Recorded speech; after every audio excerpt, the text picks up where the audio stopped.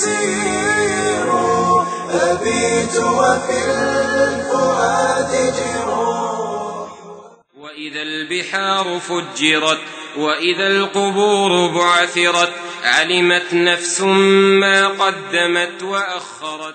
So I'm trying to think of ways of how to reintroduce these personalities, especially to the youngsters who are used to the digital and the sound bites and the music, how I can reintroduce to them complex characters that at the outset might sound boring, how to reintroduce them in an interesting manner.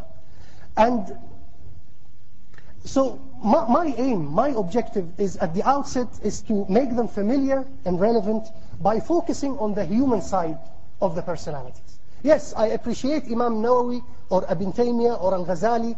All what I'm trying to say is that their outcome, their product in society as knowledgeable people have to be understood as a process, as an accumulation of many factors, conditions, and circumstances that have built to the production of this personality that is called Imam al-Nawawi. The problem with us as readers of history is that we come at the final stage to read about Imam al-Nawawi, and then we are shocked. He is magnificent, he is great, I can never be like him. But you have to bear in mind that this person was at one day like you and me. He was a child, he was a young boy, he was a teenager. He knew nothing, not a lot at the beginning. What he and you have something in common is the himma, is the determination, is the enthusiasm. But the difference might be is that he utilized that enthusiasm, utilized the conditions.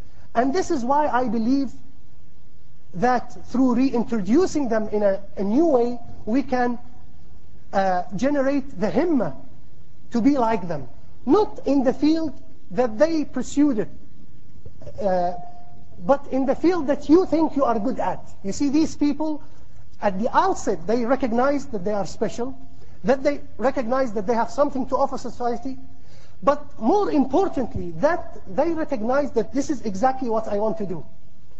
For example, Imam Abu Hanifa was not impressed by the muhaddithin or by the mufassirin. He attended lectures, he attended talks, he was impressed by these people, but he felt that this is not for me. I don't want to grow up and be a muhaddith. I don't want to grow up and be a mufassir. I want to grow up and be a faqih. This is exactly what I want to do. And I always give this example of this young boy, Abdullah ibn Wahab, one of the students of Imam Malik. Imam Malik was sitting in a circle, big circle like this, in Hijaz, in Medina. And in Medina, you know that they don't have elephants. Elephant is an imaginary animal that no one have seen before. But it happens that an elephant was in Medina and accidentally passed by the door of the mosque. And all the students were shocked to see that elephant. And everyone left the circle and left Imam Malik in the circle, except Abdullah ibn Wahab, who was at that time a teenager. He is called Abdullah ibn Wahab al-Masri because he is from Egypt. He traveled all the way from Egypt to learn under the feet of Imam Malik, and then he was the carrier of the Maliki madhab into Egypt and the rest of the nearby countries. Imam Malik looked at Abdullah ibn Wahab and said, "Why didn't you go with the rest of the students to see the elephant?" He said to him, "Ya Imam, I came all the way from Egypt, not to see the elephant, but to sit and look at you and learn from you." To me, this indicates focus. It indicates that I know exactly what I want to do. I'm not going to be distracted by this elephant, by this job opportunity, by this offer, by this obstacle, by this impediment. I know that it's going to be difficult, but I am focused and I want to be in that circle, in that direction, and in that sphere. To be honest with you, brothers and sisters, I don't think that Islam is facing any challenge from the external enemies. I don't also believe that although Muslims being persecuted, etc., being tortured by others, Muslim lands being invaded, but I think that Muslims land or Muslim lands wouldn't be invaded, except our hearts and minds have been already invaded. And that's why we need to free our hearts and minds before we free our lands. And unless we are able to free our minds and our hearts, we wouldn't be able to do so. This is one thing. We are suffering now as Muslims from inferiority complex. Unless we feel as Muslims, we feel victorious, we will never be victorious.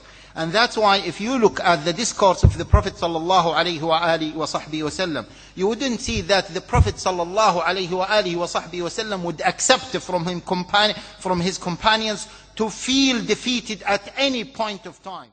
One of the great scholars of Islam, Ibn Taymiyyah rahmahullah, he talked about the two fundamental obstacles that come in the way of people that want to reach the truth. And he said in Arabic the words are shubuhat and shahawat. Doubts and desires. Doubts and desires. Some people, they're not sure if this is the truth. If they became sure, they would follow it. Other people, even if they were made sure it's true, that still wouldn't be enough for them to follow it because they are too addicted to their own desires. You know, Allah Azza wa Jal speaks, He says, أَتَقُولُونَ عَلَى اللَّهِ مَا لَا تَعْلَمُونَ. Are you saying on behalf of God what you have no knowledge of? Are you saying on behalf of Allah what you have no idea about? So the idea that you're okay in the hereafter is almost like a delusion. But subhanAllah, Allah, you remember on the day of judgment, that 5 minutes more or 10 minutes more or 15 minutes more we spend in the dhikr of Allah subhanahu wa ta'ala, what will be the weight of that on our scale, we will know then. We will know then, inshallah. Right? Action of two kinds. One is to do something is action, and not to do something is also action. To do something is action, and not to do something is also action. So both. Something which we were supposed to do, and we did. Or something which we were supposed to do, but we did not do. Similarly, something that we were not supposed to do, but we did. And similarly, something we were not supposed to do, and we did not. So, 4 kinds of things. Actions which we do and we don't do. So maybe Allah knows best that it's because of the actions of people like us that you see fasad happening in different places of the world. But let us warn ourselves and be warned that it is the sunnah of Allah subhanahu wa ta'ala that Allah subhanahu wa ta'ala's work will be done, irrespective of whether we want to do it or not. And in order to do His work, Allah subhanahu wa ta'ala gives the opportunity to a people, and if they fulfill that opportunity, Allah subhanahu wa ta'ala helps them. If they fulfill that duty, Allah subhanahu wa ta'ala helps them. If they do not fulfill that duty, then Allah subhanahu wa ta'ala corrects them or gives them the opportunity to correct themselves once, twice, thrice. Then after that, Allah subhanahu wa ta'ala removes them from the scene and puts somebody else.